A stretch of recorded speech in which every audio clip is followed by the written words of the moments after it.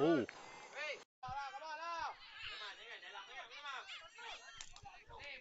Sebelah kanan, cuba untuk mengawal. Satu percubaan terus. Membawa bola. Cuba menghantar atau tidak. Bagaimana satu hantaran terus dilakukan. Cuba untuk dia memiliki waktu, peluang percubaan tinggi. Cantik hantaran ini.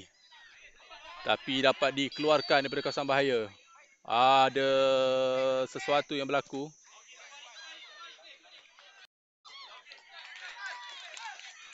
Saya menyangkakan percubaan terus akan dilakukan. Dia cuba untuk lakukan bola di bawah.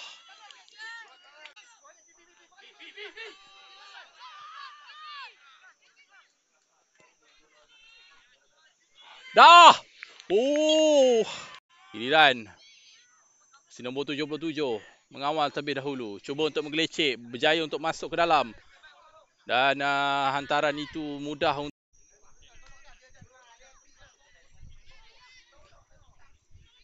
bawa bola ke depan. Satu percubaan. Dah.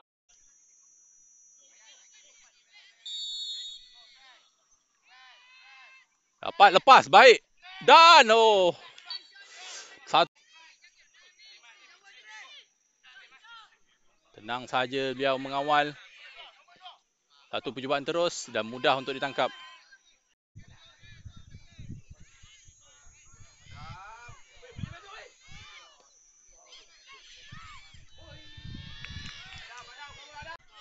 Ada rakan di situ.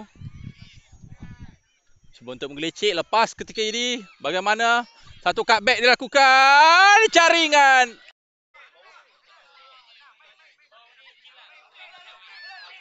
Hantaran. Oh, baik.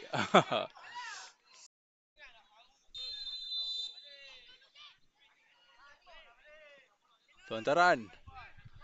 Oh, terkena palang. Atau terkena tiang. Dah dua kali ni penjaga gol lakukan kesilapan. Dia punya sepakan tu nasib baik dilakukan. Dibina. Dekat akan ada jaringan penyamaan. Dah dapat ditepis. Bahaya. Sebelah kanan. Ada pemain di sebelah kiri tapi dia melakukan percubaan.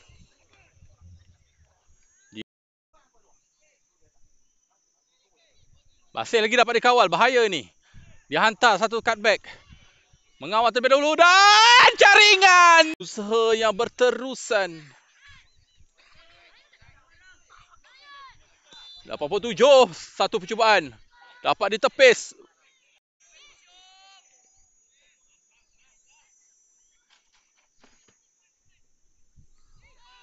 Percubaan dan jaringan.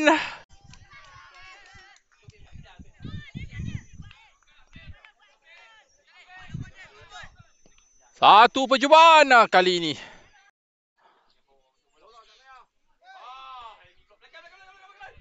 Baik kawalan pemain ini.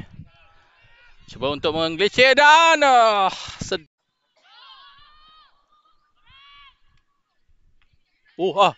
bahaya. Kita lihat bagaimana semula nanti.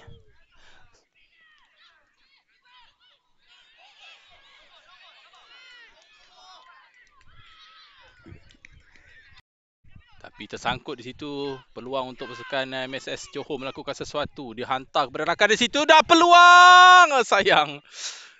Dapat dikeluarkan.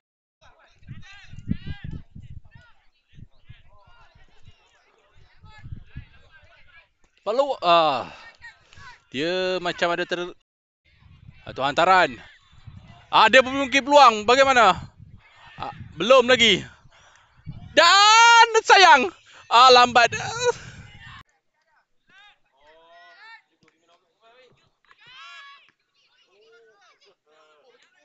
Satu percubaan. Baik sebenarnya. Perbezaan jaringan. Dapat lepas di situ. Peluang MSS Johor. Menghantar dan jaringan. Tidak. Jaringan. 3-1 ini.